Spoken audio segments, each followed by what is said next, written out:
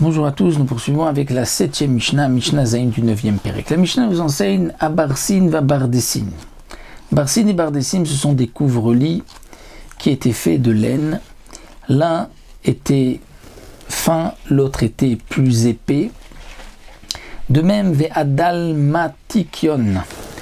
Dalmatikion, dit le Barthénora, c'est des sortes de chaussettes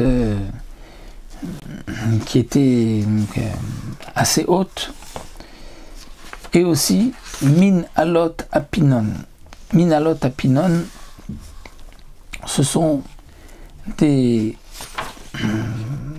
aussi des sortes d'habits qui étaient aussi en laine. Le Barthénora nous dit min alot apinon, minal, que l'on fait avec toutes sortes de restes de laine, toutes sortes de chaussures, de chaussons. Eh bien, nous dit le Tana de la Mishnah, lo ilbosh baimachivdok.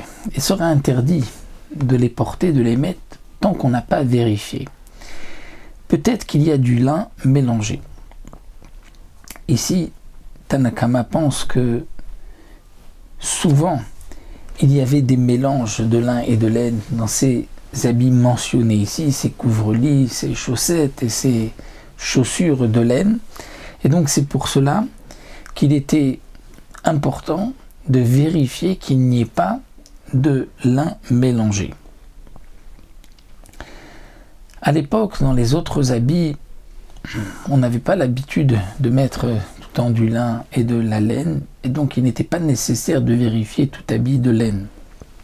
Mais ici, lorsque il y a une crainte, dit le Tana de la Mishnah, on ne pourra pas le porter tant qu'on n'a pas vérifié. Comme aujourd'hui, les habits de lin, on trouve, ou de laine, les deux, le lin et de laine, on trouve souvent du chatnez, donc on ne pourra pas les porter tant qu'on n'a pas vérifié. Rabbi Yosef Omer, Rabbi Yosef vient nous dire, ce qui vient, c'est-à-dire des bords de mer, ou bien Medinatayam, d'outre-mer, il n'est pas nécessaire de vérifier parce que Cheskatan ben Kanbos. En général, ils utilisaient non pas du lin, mais du chanvre. Et le Barthénora nous dit que cette Mishnah était à l'époque où il n'y avait pas beaucoup de lin. Mais aujourd'hui, dit le Barthénora, où il y a beaucoup de lin parmi nous, donc il faut toujours vérifier, de peur, lorsqu'on achète un habit d'un non-juif, de peur qu'il y ait du lin et de la laine mélangés. Uminal shel zered enbo mishum kilaim. Le Tana de la Mishnah termine avec un habit minal shel zered ou zerev, dit le Barthénora. Ce sont une sorte de chaussures, ou peut-être de bottes, qui étaient fourrées à l'intérieur avec de la laine. Eh bien, le Tana de la Mishnah nous dit il n'y a pas de crainte de kilaim, on ne craint pas qu'il y ait donc du lin. Ce n'était pas l'habitude à l'époque dans ces chaussures, dans ces bottes, de mettre du lin, et donc c'est pour cela que le Tana de la Mishnah nous dit il n'est pas enbo mishum kilaim, c'est-à-dire il n'est pas nécessaire de vérifier est-ce qu'il y a du lin mélangé avec la laine.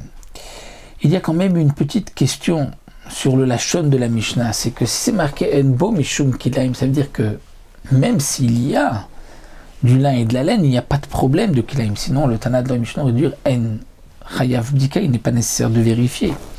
Alors pour cela, les Mefarshim, certains veulent nous dire que en vérité, c'était le bas de la chaussure, et peut-être que en dessous, donc c'était en dessous de la plante de la chaussure, en plus de